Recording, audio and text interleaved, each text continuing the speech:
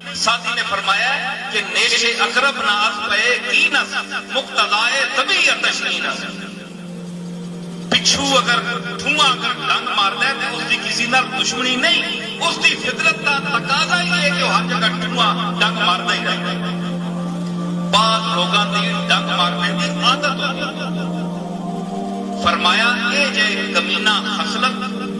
اور ضدی اور برائی نہ جنہاں ذہن بھریا ہوئے، ایسی طبیعت کمینہ خصلت لوگ اگر علم سکھن تے رسول اللہ فرمایا کہ انج سمجھو جس طرح خنزیر دے گلے وچ کسی نے موتیاں دا ہار پا دتا ہے۔ اگر کمینہ فطرت کمینہ خاندان دا ماحول دا آدمی اگر دو چار لفظ علم دے پڑھ سی تے او ڈنگ مار سی ہر جگہ، کیونکہ اس دے کول جس طرح بھوکے کول دولت آ گئی ہے تے خاندانی جدی پشتی بھوک ہے، اس نو پتہ ہی نہیں میں دولت نو ورتانا کہ دولت نو کتھے استعمال کرنا، جتھے نہیں بھی اسے استعمال کرنا 10 روپے کی جگہ 100 روپے لا دینا، اپنی شوش حاصل کرے۔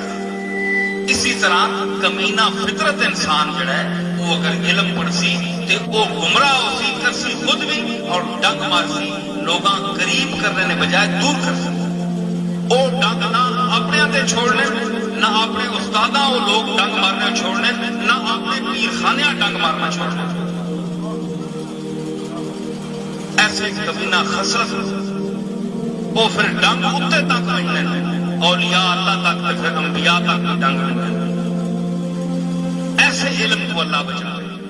ایسے لفظوں